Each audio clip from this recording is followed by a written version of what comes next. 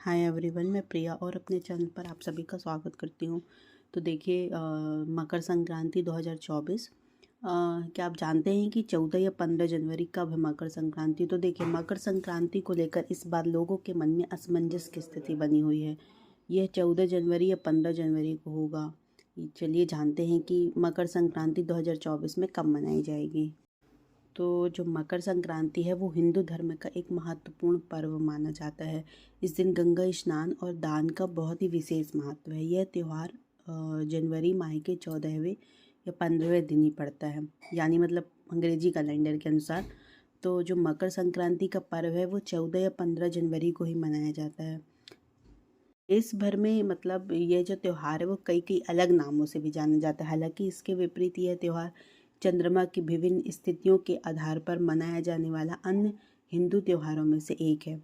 वैसे चंद्र कैलेंडर के बजाय सौर कैलेंडर के अनुसार गणना की जाती है। इस दिन से दिन बड़े होने लगते हैं जबकि रातें छोटी होने लगती हैं। यह पर्व एक संक्रांति पर्व है। इस दिन रात मतलब दिन रात बराबर होने से बसंत ऋतु का आगमन शुरू हो जाता है। मकर संक्रांति को लेकर इस बार लोगों के मन में असमंजस की स्थिति बनी हुई है कि मतलब 14 जनवरी को है या 15 जनवरी को। तो देखिए, ज्योतिषों के पंचांग के अनुसार 15 जनवरी को मकर संक्रांति का पर्व मनाया जाएगा। इस दिन जो सूर्य देव प्रातः 2:54 पर धनु राशि से निकलकर मकर राशि में प्रवेश करेंगे।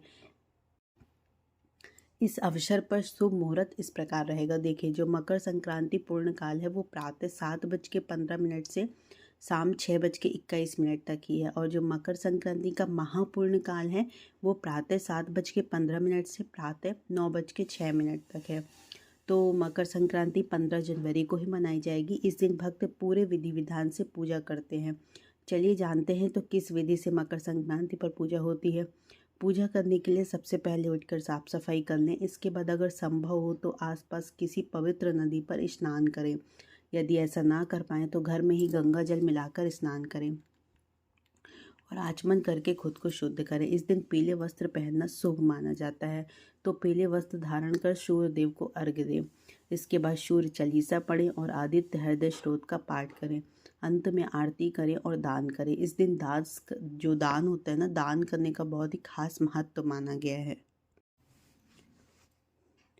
धार्मिक ग्रंथों के अनुसार मकर संक्रांति के दिन पवित्र नदी गंगा में स्नान करने से जीवन में आने वाली जो सभी बाधाएं दूर हो जाती हैं। हिंदू मान्यताओं के अनुसार इस विशेष दिन पर गंगा मैया का धरती पर आगमन हुआ था और साथ ही इसी दिन से सूर्य देव उत्तर नारायण हो जाते हैं। तो क्या होता है कि मतलब हर वर्ष जो पौष का महीना होता है वो सूर्य देव के मकर राशि में प्रवेश करने की तिथि पर मकर संक्रांति मनाई जाती है। इस दिन सूर्य देव की विशेष पूजा उपासना की जाती है। शास्त्रों में निहित है कि मकर संक्रांति तिथि पर सूर्य देव उत्तर नारायण होते हैं। सनातन धर्म में सूर्य के उत्तर नारायण होने का विशेष महत्व है। इस शुभ अवसर पर बड़ी संख्या में श्रद्धालु गंगा समेत निकटतम नदी व सरोवर में आस्था की डुबकी लगाते हैं। साथ ही पूजा जप तप और दान पुण्य करते हैं। पितरों को मोक्ष दिलाने हेतु बहती जलधारा में तिलांजलि भी की जाती है। इस उपाय को करने से व्यक्ति को पितरों का आशीर्वाद प्राप्त होता है। साथ 2024 में मकर संक्रांति की तिथि को लेकर लोग दुविधा में हैं। चलिए, तो वही मैंने आपको बताया कि 15 जनवरी को ही मनाई जाएगी, क्योंकि कहते हैं कि जब उदया तिथि जिस दिन होती है उसी दिन त्यौहार मनाना चाहिए। वैसे तो सूर्य देव के मकर राशि में प्रवेश करने के दिन को ही मकर संक्रांति कहते हैं, है ना।